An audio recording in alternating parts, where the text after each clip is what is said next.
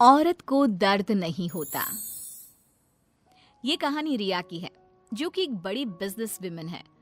उसको किसी के दर्द से कोई फर्क नहीं पड़ता। उसके लिए अपने काम से बढ़कर कुछ नहीं। ये क्या बना रखा है? ये खिलाओगे तुम उनको? माफ करना छोटी मालकिन, मैं फिर से बना देता हूँ। अरे क्या हुआ बहू, क्यों चिल्ला रही हो इन पर इतनी सुबह सुबह? अब क्या कर दिया इन्होंने? मम्मी जी, अभी दोपहर को मेरे बहुत ही इंपॉर्टेंट गेस्ट आने वाले हैं और इनका खाना ऐसा है बेस्वाद। अगर ये खाएंगे तो क्या सोचेंगे?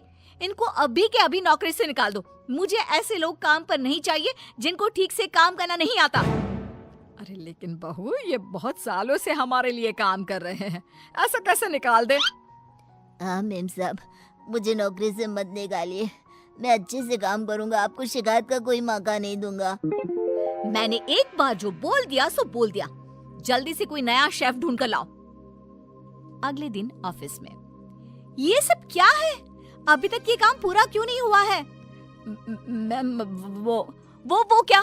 किसको दिया था मैंने ये काम? उसको अभी मेरे सामने बुलाकर लाओ। जी मैम। मैम, वो सर्वर में थोड़ी दिक्कत आ गई थी। किसके? तुम्हारे या कंप्यूटर के?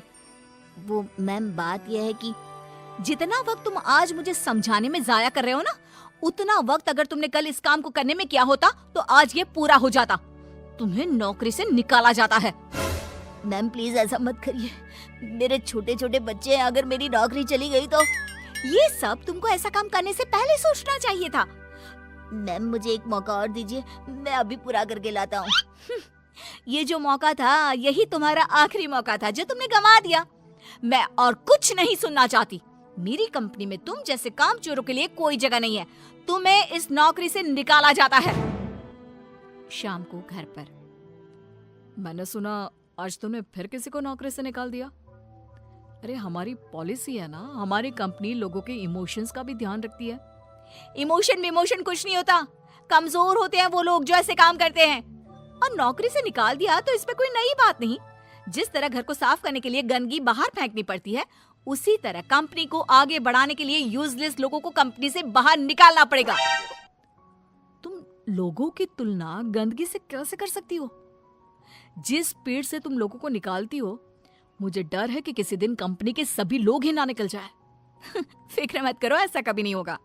ऐसी बड़ी कंपनी में काम करने के लिए लोग तरसते हैं। जिनको नौकरी लग जाए वो खुशी से पागल हो जाते हैं। तो ऐसी कंपनी कभी खाली हो ही नहीं सकती। वैसे भी मुझे किसी की इमोशन से कोई लेना देना नहीं है। लेकिन बहू, तेरे स्वभाव को देखकर लगता है कि जरूर खाली होगी। अरे बहू, लोगों को दर्द होता है तो ये क्यों नहीं समझ पाती है? मम्मी जी, आप कब आई? आपको क्यों ऐसा लगता है? दर्द वर्द कुछ नहीं होता। कम से कम मैंने तो इस दर्द नाम की चिड़िया को कभी फील ही नहीं किया।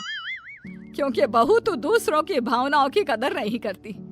दूसरे क्या सोच रहे हैं, क्या कर रहे हैं, वो क्यों नहीं कर पा रहे हैं, किसी की परवाह नहीं करती। ऐसा नहीं होता बहू। तो मम्मी जी, आप कह रही हैं कि मैं दूसरों के पर्सनल कामों के लिए अपना काम रोक दूं और उनसे उनका दुखड़ा सुनूं? हाँ बताओ भाई, क्या हुआ? नो वे। नहीं बेटा, मेरा मतलब ये है कि तू बस एक गलती होने पर लोगों को काम से निकाल देती है। ये भी नहीं सोचती कि अगर उसे काम से निकाल दिया तो उसका घर कैसे चलेगा, वो अपने बच्चों की फीस कैसे भरेगा। मम्मी जी, आपका मतलब है वो कितनी भी गलती करे मैं उनको माफ कर दूं और वापस ले आऊं? मम्मी जी, अगर मुझे ऐसा ही करना होता तो मैं कंपनी नहीं खोलती, कोई धर्मशाला खोलती, ताकि जिसका जब मन करे आए और जब मन करे जाए। माँ का वो मतलब नहीं है।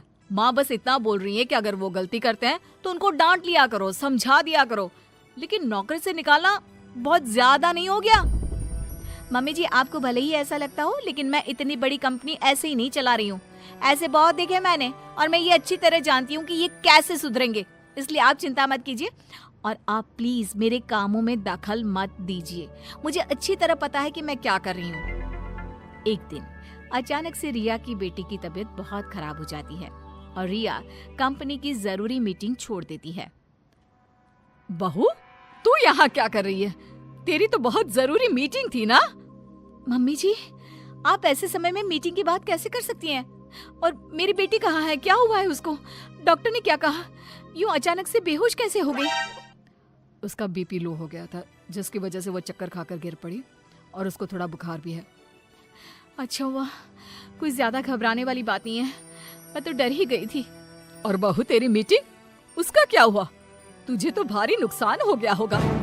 होने दीजिए मम्मी जी, मेरे लिए इस वक्त मेरी बेटी से बढ़कर कुछ भी नहीं है। ऐसी मीटिंग्स तो फिर आती रहेंगी। लेकिन बहू, कुछ दिनों पहले तुमने ही कहा था कि किसी के निजी काम के लिए तुम्हारा काम नहीं रुकेगा, तो फिर ये सब क्या है? मम्मी जी, आपको क्या हो गया है? ये किसी का भी निजी काम नहीं है, ये मेरा अपना निजी काम है।